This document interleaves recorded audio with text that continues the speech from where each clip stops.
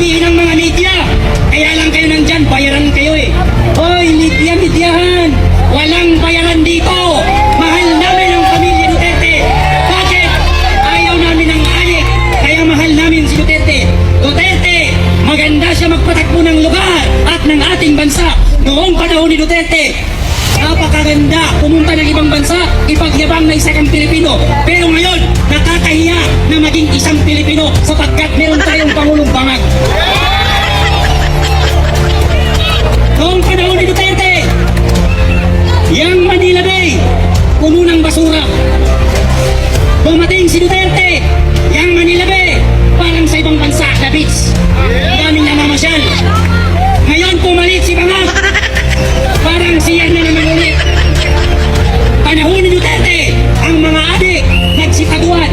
Ngayon bumalik ang adik na naman na presidente, lahat ng adik bumalik na naman. Nangampanya si Bongbong Marcos, anong sabi niya? Wag ako ang nanalo, 25 na ang isang kilong bigas.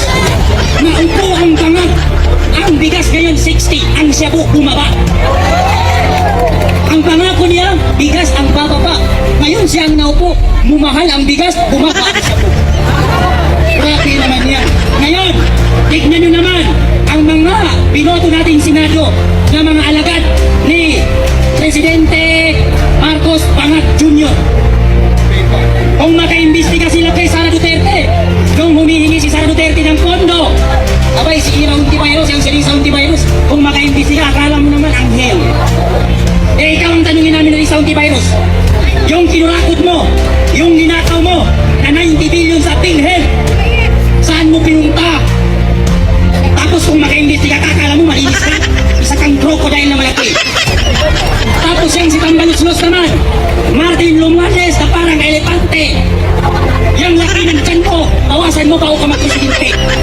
Wala nang uupo sa inyo, kaya lang kayo naupo sa Senado at sa Presidente dahil sa kay Sara Duterte. Kung hindi lang kayo dumikit kay Sara Duterte, kahit tagawat hindi nyo makuha.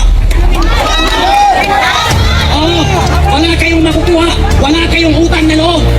Yang tatay ni Marcos na si Ferdinand Marcos, ilang presidente ang dumaan, namatay ang tatay mo, hindi nila nailibing kasi ayaw ng taong bayan.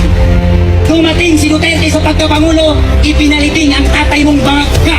Ngayon, ikaw ay dumikit kay Sara Duterte, nanalo ka dahil sa kawalang hiyan mo at wala kang utang na loob. Nung naupo ka, in-rider mo ang pamilya Duterte. Ngayon, lahat ng anti-Duterte, alam nyo na ang meaning yan. Ibig sabihin, adik yan.